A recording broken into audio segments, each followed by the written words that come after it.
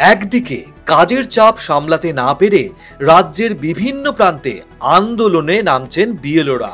কোথাও কেউ অসুস্থ, আবার কোথাও ঘাড়ে অস্বাভাবিক দায়িত্বের বোঝা বইতে না পেরে হননের পথ বেছে নিচ্ছেন কেউ কেউ।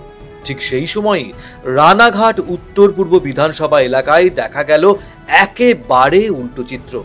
মাত্র 17 দিনের মধ্যেই ফর্ম বিলি থেকে শুরু করে সংগ্রহ এবং অ্যাপে আপলোড সমগ্র কাজ শেষ করে নজির করলেন বিএলও ওয়াহিদ আকরম মণ্ডল।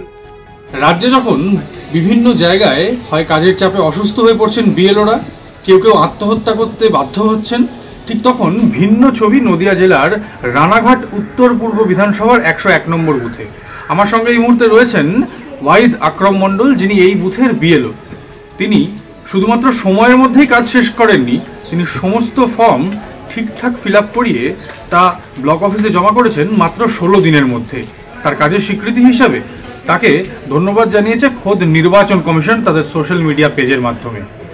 ওয়াহিদ বলছেন যে সময় নষ্ট না করে তিনি দিনের কাজ দিনেই সেরেছেন, কঠিন কিছুই নয়। দেশের জন্য কাজ করার সুযোগ তো সবসময় আসে না, আর যখন তার কাছে এসছে তিনি সেটা মন দিয়ে করেছেন বলেই মাত্র 16 দিনের মধ্যে সমস্ত ভোটারের ইনিউমারেশন ফর্ম তিনি তুলে নিতে পেরেছেন নিয়ম মেনেই। গত 4 নভেম্বর এসআইআর প্রক্রিয়া শুরু হওয়ার পর মাত্র 17 দিনের মধ্যেই তিনি ফর্ম বিতরণ, সংগ্রহ এবং অ্যাপে আপলোডের কাজ সম্পূর্ণ করেন, যা নদিয়া জেলার মধ্যে এক বিরল দৃষ্টান্ত। বিশেষত একই জেলার চাপড়ায় কাজের চাপ সহ্য করতে না পেরে এক বিএলওর আত্মহত্যার ঘটনা যখন রাজ্য জুড়ে আলোচনার কেন্দ্রবিন্দু, ঠিক তখনই ওয়াহিদ আকরমের এই সাফল্য প্রশাসনের কাছে যেমন স্বস্তির তেমনি অনুপ্রেরণারও। বাড়ির সামনে হাসি মুখে দাঁড়িয়ে ওয়াহিদ আকরম বলেন, আমি দিনের দিন থেকে কাজটা শুরু করে দিয়েছিলাম, 17 দিনে আমার কাজটা শেষ হয়ে গেছে।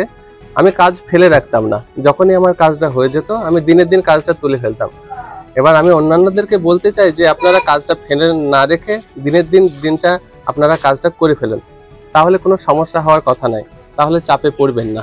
আমি বড় চুপড়িয়া 89/101 বিএলও।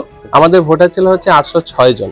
কাজের প্রক্রিয়া বলতে আমি যখনই ফর্মটা পেয়েছি সেই দিন থেকেই আমি ফর্ম দেওয়া শুরু করেছি, এবং আমি প্রথমেই 100-100টা করে দিয়ে ফেলেছিলাম।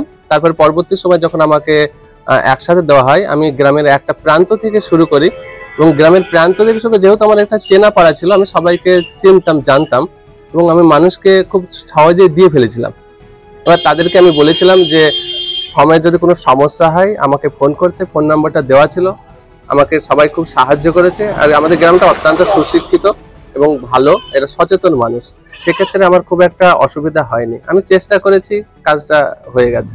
যখন বিএলওদের ঘিরে অসন্তোষ, অভিযোগ ও হতাশার মতো বিষয়গুলি রাজনীতির নতুন ইস্যু হয়ে উঠছে, তখন আকরম মণ্ডলের সাফল্য নিঃসন্দেহে এক ইতিবাচক বার্তা। শেষে আকরমের দৃঢ় জবাব, দেশের জন্য আরো অনেক কিছু করতে চায়, সুযোগ পেলে আরো বড় দায়িত্ব সামলাবো। বর্তমানের জন্য দীপন ঘোষাল, রানাঘাট।